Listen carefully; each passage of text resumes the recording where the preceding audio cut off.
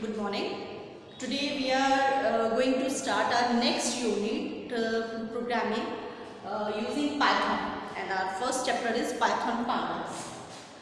Firstly, you have to understand what is Python pandas. Python is a high-level programming language, and what is a pandas? Pandas is basically an open source library. Open source library मतलब open source means कोई ऐसी चीज़ जो आपको net पे freely available हो, उसका source code available हो, you can do modifications on that, आप उस पर अपना काम कर सकते हैं, उसे कहते हैं ओपन सोर्स। तो पाइथन भी हमारा कैसा है, एक ओपन सोर्स है। पाइथन पांडास भी एक ओपन सोर्स लाइब्रेरी है।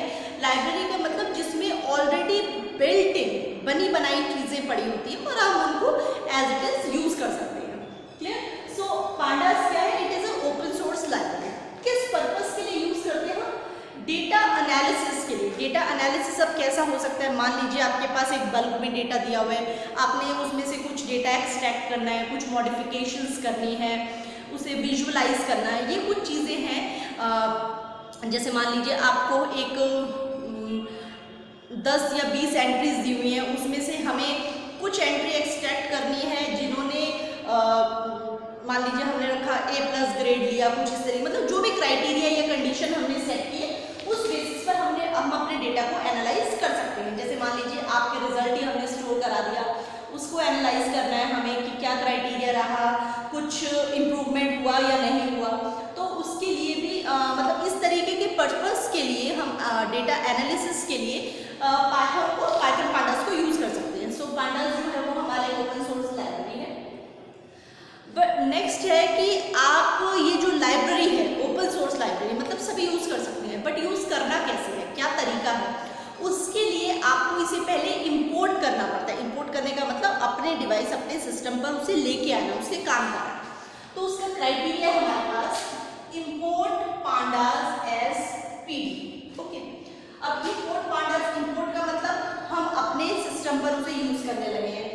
पांडास मैंने आपको पहले ही बताया कि एक ओपन सोर्स लाइब्रेरी है। पीडी क्या है? ये एक आइडेंटिफायर है। अब आइडेंटिफायर क्या होते हैं, ये आप प्रीवियस क्लास में पढ़ चुके हो। आइडेंटिफायर्स होते हैं आपके एक वेरिएबल को जो हम नेम दे देते हैं, जिससे हम उसे आइडेंटिफाई करते हैं, उसे कहते हैं आइडेंटिफायर। जैसे आपका अपना एक नाम है, मेरा एक नाम है, तो वो नाम मेरे लिए आइडेंटिफायर बना, उसी नाम से ही तो मैं रिप्रेजेंट की जाऊंगी, मुझे बुलाया जाएगा, मुझसे कोई बात की जाएगी।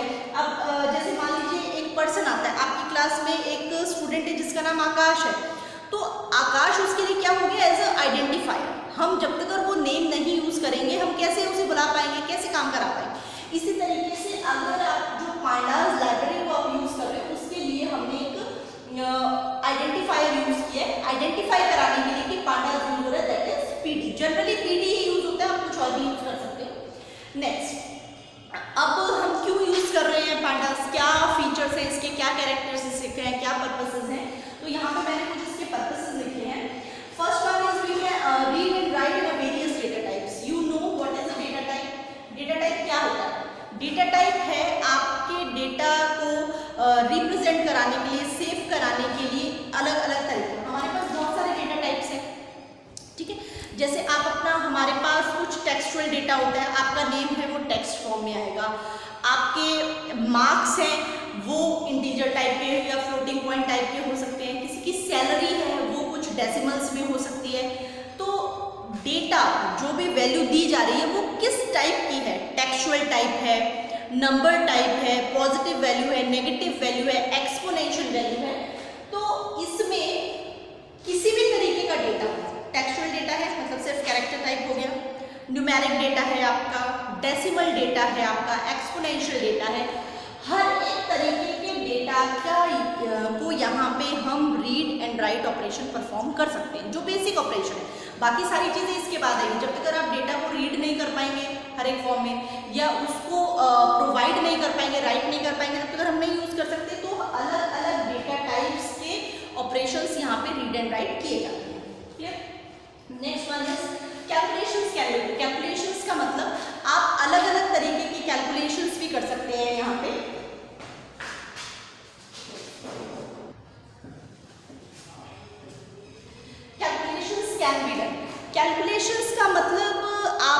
अर्थमेटिक ऑपरेशन यूज करना चाहे, कुछ एडिशन सब्सट्रैक्शन मल्टीप्लिकेशन करना चाहे, आप कुछ डेटा में कोई वैल्यू को मॉडिफिकेशन करना चाहे, आप कुछ डेटा एक्सट्रैक्ट करना चाहे, तो हर एक तरीके की कैलकुलेशंस यहाँ पे की जा सकती है। जब हम read and write operation perform करा रहे हैं, जब हम इंस्ट्रक्शन दे सकते हैं, इंस्ट्रक्शन रिसीव कर सकते हैं, तो उसमें मॉडिफिकेशंस भी कर सकते हैं, तो वो भी हमारे पाइथन में पॉसिबल है। नेक्स्ट हमारा एक्सट्रैक्ट सबसेट। एक्सट्रैक्ट सबसेट का क्या मतलब है कि अगर हम आपको बल्क में डेटा प्रोवाइड कर दें, मान लीजिए मैंने 100, 200 या 2500 एंट्रीज दी, अब उसमें से मुझे कुछ डेटा की ज़रूरत है स्पेसिफिक कंडीशंस वाले, तो हम उस बल्क के डेटा में से उस स्मॉलर पार्ट को, उस सब पार्ट को निकाल सकते हैं, एक्सट्रैक्ट कर सकते हैं, देख सकते हैं, यूज कर सकते हैं, तो उसे हम कहते हैं एक्सट्रैक्ट सबसेट। मतलब हमारे एक कंप्लीट एक सेट है, अ पूल ऑफ द डेटा, एक सेट है, उसमें से मुझे ये छोटा सा पार्ट चाहिए, तो वो हम इजीली अपनी जैसे भी कोड होगा वैसे लेके उसे यूज करते हैं।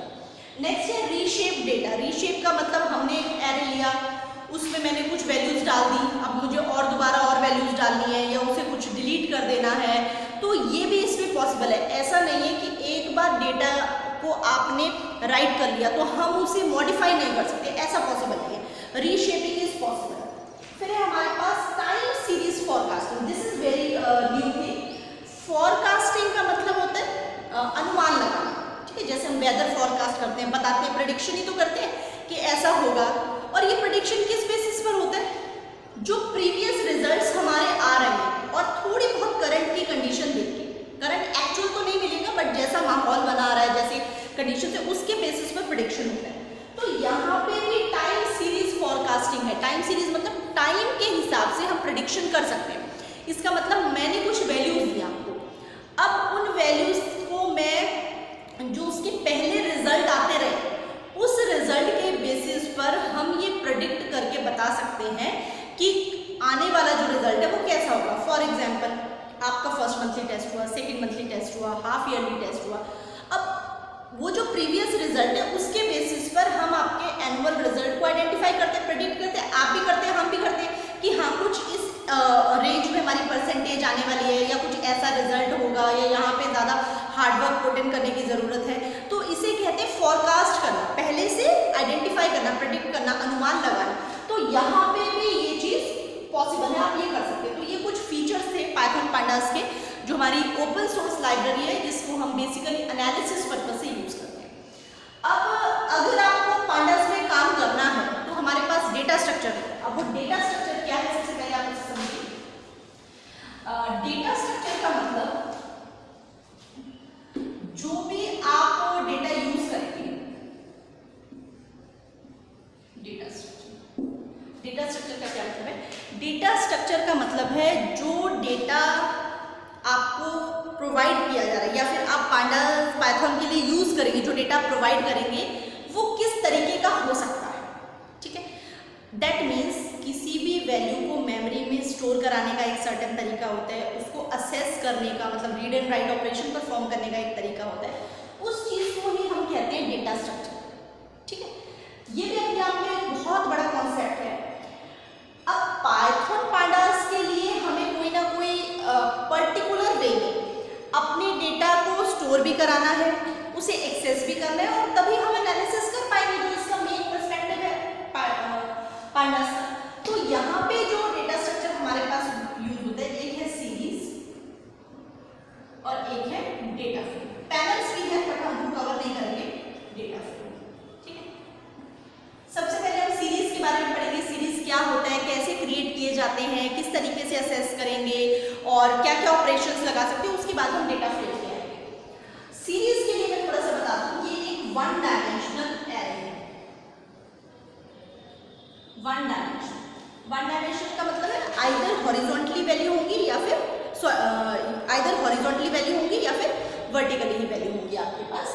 तो ये एक वन डायमेंशनल एरे है। अब एरे क्या होता है, ये आपके लिए नया टर्म है, ये आपको समझना पड़ेगा। एरे क्या है? जब भी हम होमोजीनियस एलिमेंट्स का कलेक्शन करते हैं उसको हम एरे कहते हैं। अब होमोजीनियस का क्या मतलब है, फिर एक और टर्म आ गया। होमोजीनियस का मतलब है similar type of the element. For example मान लीजिए मैंने फीस आपकी क्लास की स्टोर की है, तो हर एक की फीस कुछ इंटीजर टाइप में आएगी। तो 10 बच्चों का अगर मैं डिटेल स्टोर कर रही हूँ तो सारी वैल्यूज इंटीजर टाइप की है। वो क्या बन गया मेरा एक एरे जिसमें फीस ही है और वो इंटीजर टाइप की है। मैं आप लोगों का अपनी क्लास का नेम बच्चों का स्टोर करवा रही हूँ, तो वो सारे क्या होंगे, टेक्सचुअल टाइप के होंगे, कैरेक्टर टाइप के होंगे।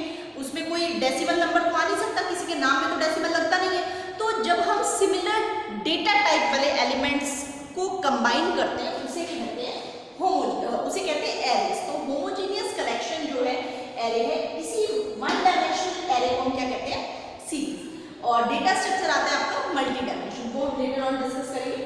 नेक्स्ट वीडियो में हम सीरीज के ऑपरेशंस और कैसे ऑब्जेक्ट के साथ सीरीज में असेस किया जाता है वो